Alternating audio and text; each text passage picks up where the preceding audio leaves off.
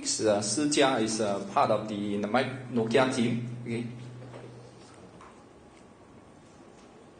And she's supporting the app developers in the region, and she works closely with academic institutions in the region and Singapore. And let's welcome Sijia from Nokia.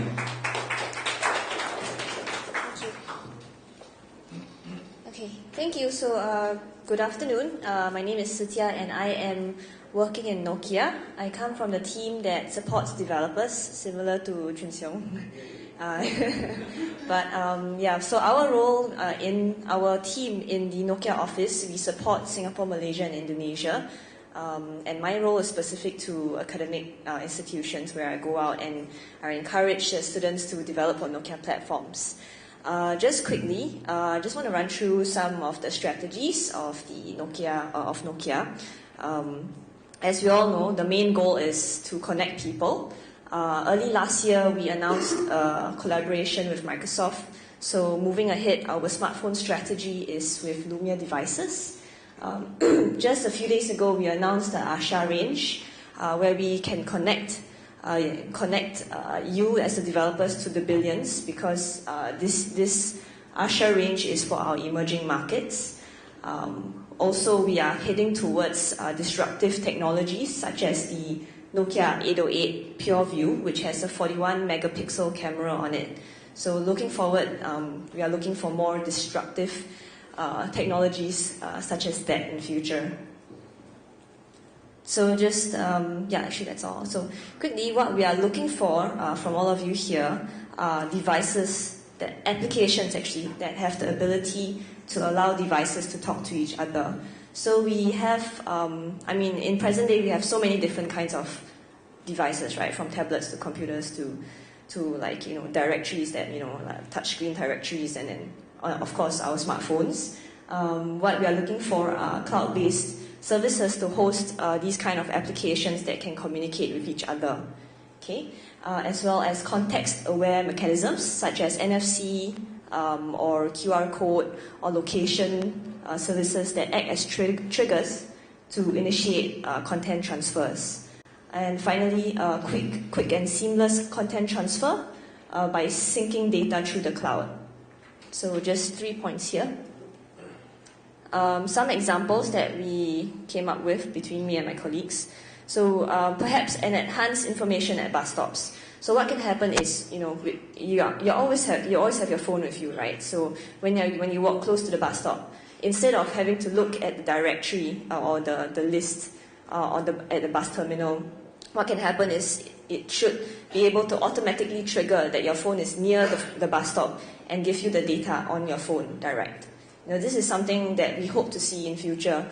It's very possible. It's not been done yet, but very possible as well. So number two, another example, ability to purchase and download content direct from TV. So for example, if you are at Changi Airport and you're waiting for a plane, and then you see some TV, some channel or program on the TV, and you want to download it on your phone instead of having to sit there and watch. Something like that, an ability to allow this kind of content transfer would be really, really cool. Third, mall-screen directory convenience. So say if you are at going to the mall and you want to buy several things, in your phone you might already have a to-buy list or a to-do list. What we are suggesting is, why not, when you go to the mall and you go straight to the mall directory, instead of having to go through the directory, have the directory communicate with your phone and say, hey, okay, so you have all these things you need to buy, where do you need to go? And your application should tell you straight away based on the mall directory and your phone. So like I said, all of these things have never been done before, but it's not impossible. There's a lot of work to be done for something like that. You have to talk to vendors, you have to talk to many different people to get something like that done.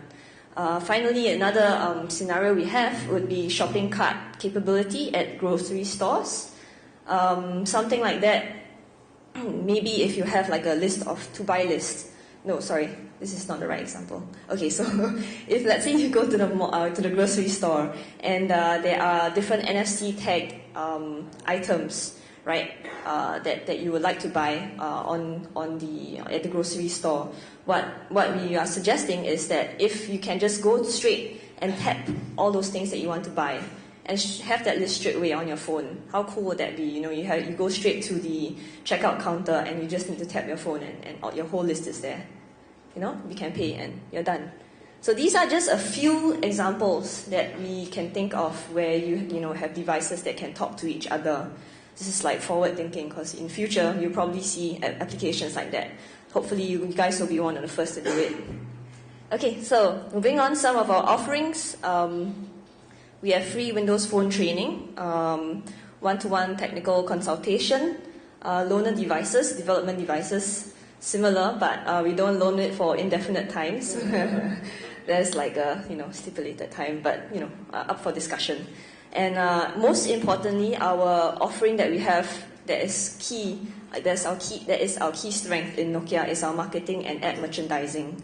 So moving on. So some examples of the marketing and ad merchandising. We have various touch points, such as Nokia.com, where we can feature your application on the comms and social media, Facebook, Twitter, etc. We even have above the line kind of app visibility here, where you can see all these apps here are actually decided by our team in Singapore, as well as here. So if you have an application that is worthy of being put up on above the line kind of promotional material, it will go up there, but you have to talk to us. Finally, application exposure in retail and on-ground activation. So these are some of the little banners, things that you'll see at the retail stores. We have also the capability of putting your application there. So just another example of the newspaper editorial. That's okay. Okay, so on Marketplace as well, we do have a bit of control over what gets put on Marketplace. So we actually communicate direct with the Microsoft guys on this. This is actually quite straightforward. And finally, app highlights. So on app highlights, it's actually our own Nokia-owned widget that is on all Lumia devices. The content that you see here is directly controlled by one of my colleagues sitting in my team. She goes through this every day. And like I said, we have direct control over this, so this is quite good visibility for your application if it goes up. So that's actually really all. If you have any questions, you can actually get in touch with Chris Ismail, who's our developer manager in Nokia in SEA. I'm actually here today because he's not able to make it, so I'm representing him. But if you have any questions, feel free to ask. Any questions? Can you say a bit more about what goes into the decision to highlight certain apps over others? Is it number of downloads? Is it what you think will be awesome? Is it... Okay, to be honest, there are several ways.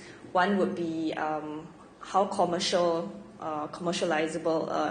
it is. So if we feel that this application is good, firstly it has to be good quality, right? If it's a good quality application, the idea is fantastic, okay? And if you have a very good relationship with us, then we would most likely put it up. Okay, but it must be good, there are many crappy applications on all the, app stores.